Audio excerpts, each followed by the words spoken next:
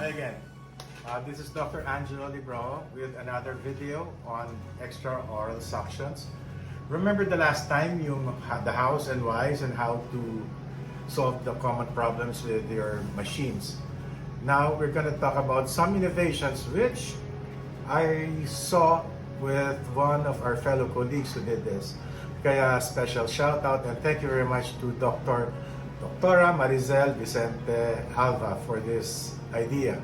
We'll be making these experiments in 3 parts para makita nyo what I mean. We're going to do some innovations with the machine, especially the ones that came from DENTACUBE. Going back, the reason why we did this is for the innovations/modifications that Doctora Marizel did with her unit, which inspired me to do this one. So with this, gagawin ko rin yung ginawa niya. If you notice, nung unang dumating yung machine, it has 1, 2, 3, 4 joints. So 4. Sometimes if you have a small and closed clinic, masyadong obstructive siya because siyempre ang dami mong gagalawin dyan. You have to move a lot of parts. You have to position your machines. And also I want to measure whether there was a difference in vacuum pressure. So we'll have to make a constant with the absence of a nanometer. We'll just do a simple experiment on how to measure the vacuum.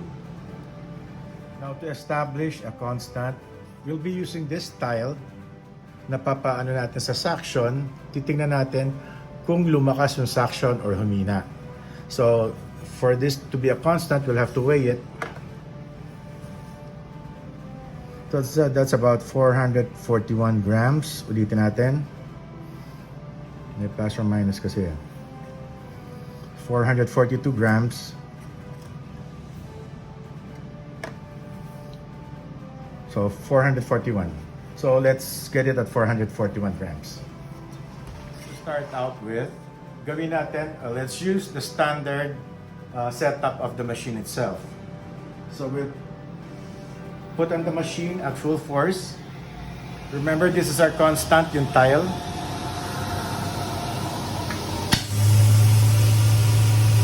So, what we're gonna do is, let's see hanggang saan siya magda-drop. We'll decrease the pressure slowly.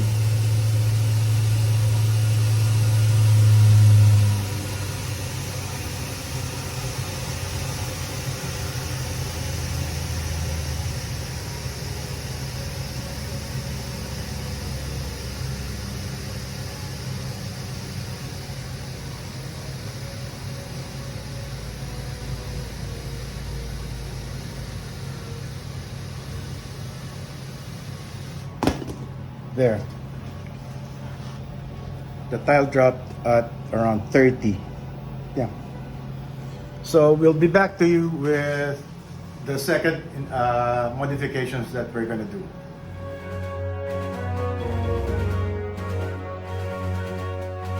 From the first modification, now we're going to, it's not really a modification. From the standard, we're going to do the first modification, which is we'll take out this part on the next sequence and see what happens with the vacuum and how it looks like. So hi, now we're back for the first modification that we're gonna do. We took out this portion here, which used to be here, and shortened it considerably. Kung makikita nyo, ang laking pagbabago na. So, kung tight yung spaces nyo, kung konti rin ang gagalawin nyo, maisisiksik nyo na, bababa nyo, you can do a lot of things already. Now the question is, did it? Yeah, of course it did save some space. What we're also after if the vacuum pressure also increased. So we'll see. So now we'll test if the vacuum pressure or the sucking pressure increased. At full speed.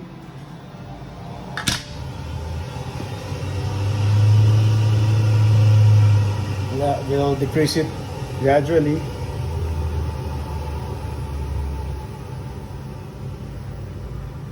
It's now at 35, now at 30, now at 25. There.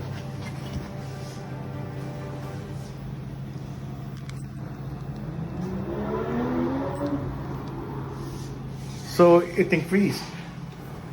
We'll be back with the second modification now.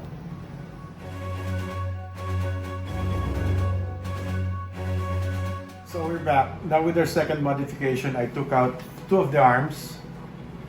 You can see mas lumiit siya, mas space saving ngayon. You only have two joints now to work with. And also here, there's a spring inside. It's spring loaded. The reason for the spring is because of the heaviness of the arms.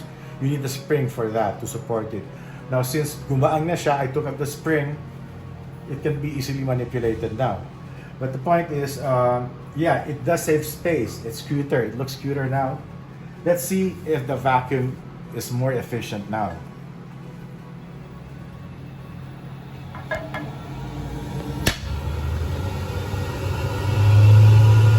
Decrease it.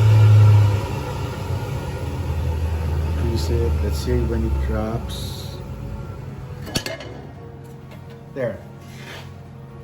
It dropped at 20. So meaning talagang lumakas siya.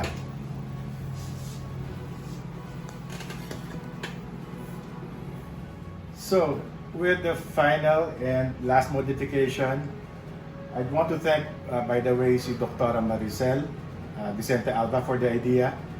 And what I did was take out all the unnecessary parts, which I think is unnecessary, and tinuto ko sa gusto kong height, gusto kong posisyon. With this kind of setup now, I can free my other hand. I can do, it's practically a one-man operation. Before, no original setup, kasama mo si assistant, nagluluwag kayo ng mga joints para itutok lang na maganda sa pasyente. Now, all I have to do is, if I want the machine, I swing it over here, turn it with one hand, and there you go. So, larga na. So it frees me up with another person, like yung assistant nyo, nagpo-pour ng cast or doing something else. You can practically do it yourself now with only one hand, then turn on. And also, if you notice, nag-increase rin ng vacuum velocity. We couldn't do the perpendicular tile test with the others because tumatama na masyado dito. Pero ganun pa man, dehado na nga siya kasi nakaslant. The forces of gravity are working against it already. And yet, it held up until around 20 sa metro natin, sa meter, sa gauge, I'm sorry.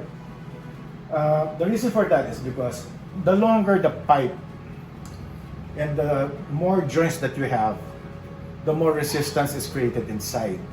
Ito, pinaiksi mo, kukunti lang yung joints, natural, lumalakas yung velocity, ng air velocity sa loob.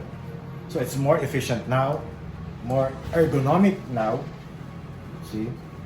And again, I can't thank Dr. Maricel enough for this idea, and also for DENTACUBE, for this machine. Actually, I like this machine because of the design. It's so simple. All you have to do is just turn it on down there, and then turn it off here with one hand. You can do the operation by yourself, and plus the modifications that I introduced or told you about, gawin nyo na lang kung saan kayo mas komportable. Again, please like and subscribe. Palambing lang po. Like and subscribe this channel so I can make more videos para makatulong sa atin lahat. And remember, please be safe. God bless us all, and mabuhay ang Pilipino.